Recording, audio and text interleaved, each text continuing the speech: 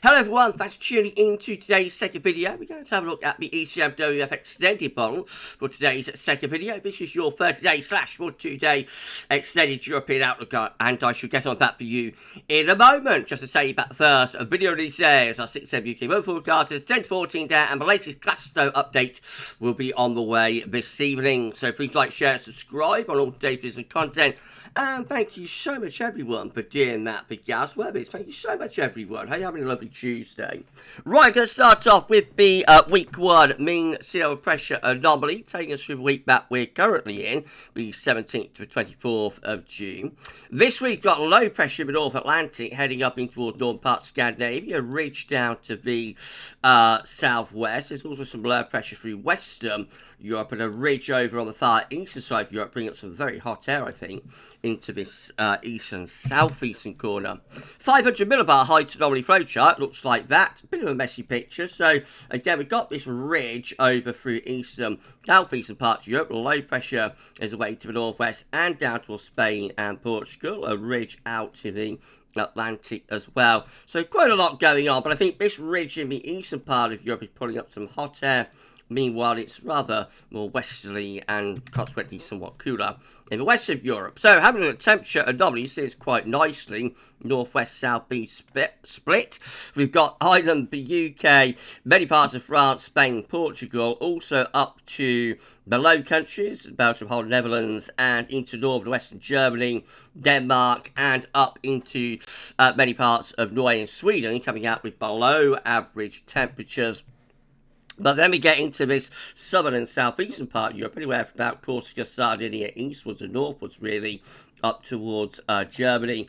And we're hotter than average, particularly warm to hot through the Balkans and down in towards Greece and Turkey, then towards Black Sea, up towards Romania, for example. We see some very, very hot temperatures through there. As far as the Mediterranean is concerned, it really is an east-west split. So we've got the Balearic Islands, Spain, Portugal coming out below average, and then Corsica, Sardinia, Italy, Greece and Turkey with above average temperatures. Really quite hot in that eastern portion of the Med.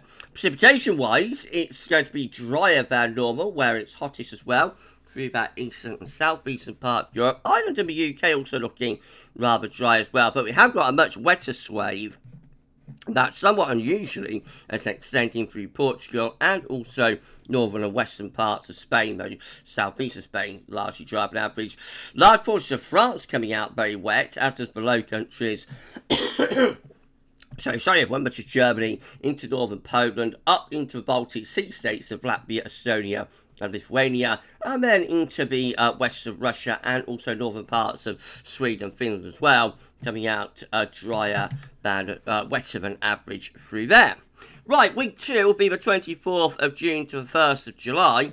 And we find we've got some high pressure here through the western part of Europe, particularly centred similarly around Germany. Low pressure is to the west and also to the south of that.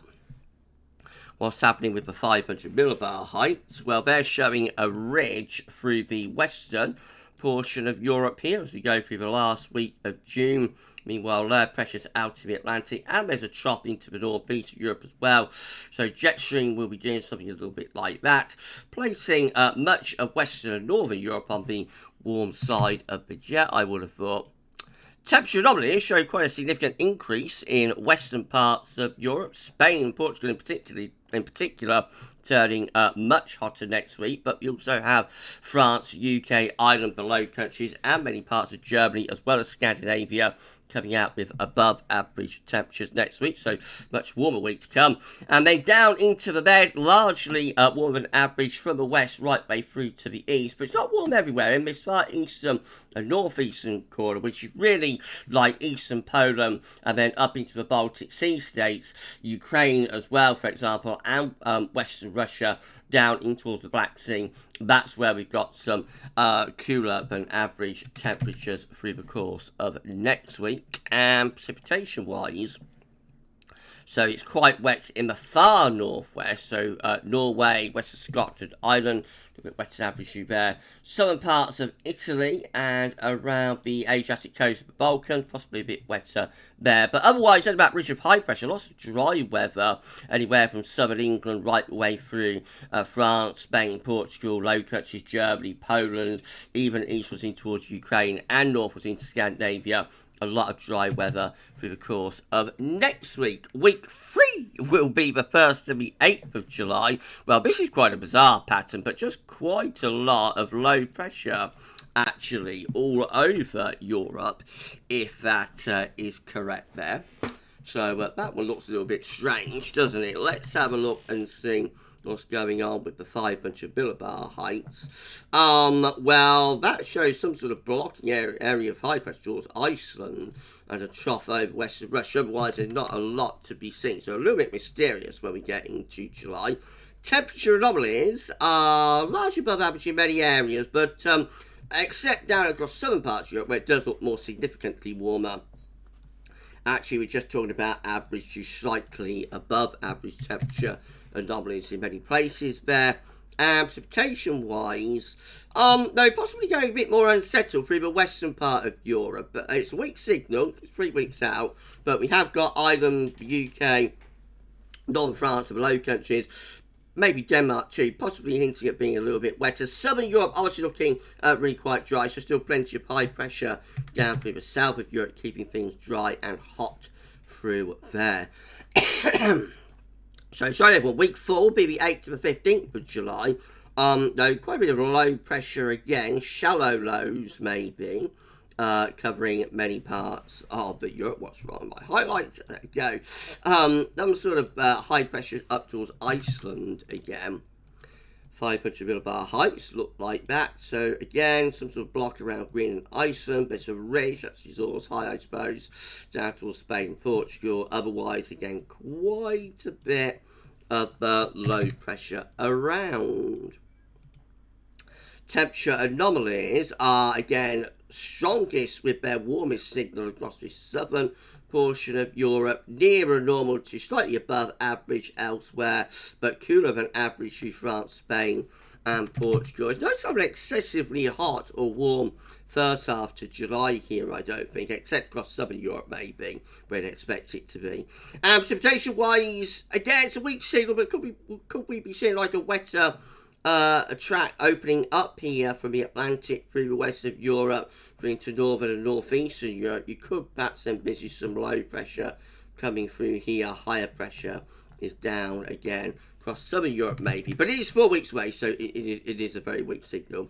Right, that's your 30-day look ahead done. Let's go for weeks 5 and 6 data before we go. So week 5 will be the 15th, 22nd of July. Well, quite a significant change here. Low pressure then starting to move southwards, perhaps into southern Europe, although they could be heat lows, of course. 500 millibar heights again, not yielding all that much useful. Temperature anomalies. So again, it's average, a little bit above, a little bit below, not looking excessively hot for this July, if this is correct. And the precipitation anomaly, again, very weak signal, maybe signs of things becoming drier in this western portion of Europe. And then week 6 will be the 22nd, 29th of July. Again, not really much of use from a mean cell pressure anomaly. 500 millibar heights may be hinting at some higher pressure though, building through the western portion of Europe again. The temperature anomaly perhaps warms up a bit through the north and the west of Europe as that high pressure gets going. And lastly, precipitation may be hinting at being a bit drier through western and also still, of course, across southern Europe. We shall see. Right, well, that's your 30-day look ahead done. We haven't done this for about 3 weeks, I think. So it's been a while, hasn't it? But that's another one ticked off the list and back. We'll be back. If you enjoyed it, please like, share, subscribe. We'll do it all over again next Tuesday. And, of course, we do a UK and Ireland focus video with this poll on Saturday morning. We're going to be back a little bit later on. We 10 to 14 there. And we've got a Glasgow update coming up this evening. For this one, though, that's all for now. And thanks for watching.